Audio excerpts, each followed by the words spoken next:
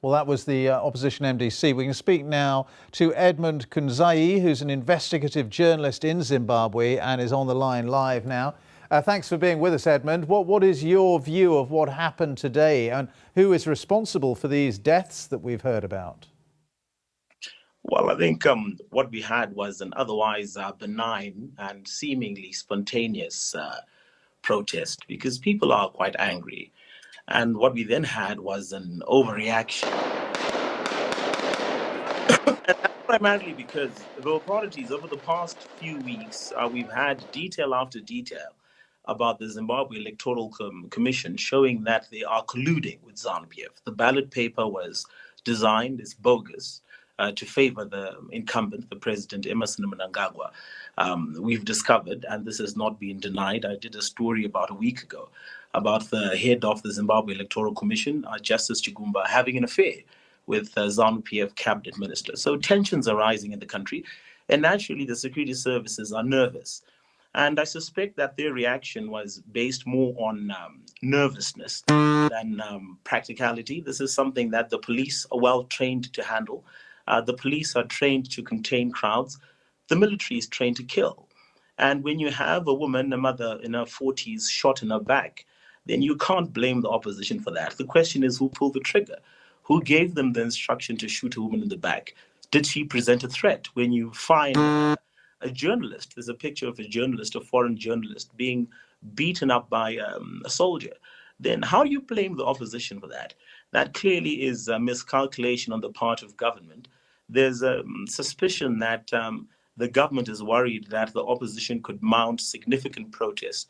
So this might have been actually a deliberate and disproportionate show of force to discourage any such protests, particularly because there's a contestation on the V11s. 79% of the V11s are available.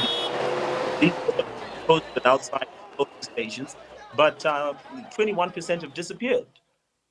And when you do the modeling that's being done by data scientists, you can see that Nelson Chamisa has won the election. He was polling at 40% at the beginning of July, and he was surging incredibly. Now you find some bogus V11s that are alleged to have been created by the military, showing that he won 0 votes out of 659 in some polling stations. So something clearly is up. The authorities are nervous, and it's important to know the background of the government we're dealing with. The vice president was the commander of the defense forces who announced the coup. The foreign minister is General Sibusiso Moyo, who was a general in the military. The Minister of Agriculture is Perence Shiri, who was the head of the Air Force. So we're not dealing with a civilian government. And the kind of reaction we saw today was brutal, it was vicious, it was completely unnecessary. And it shows you that these are the men who were behind the power of Mugabe's throne.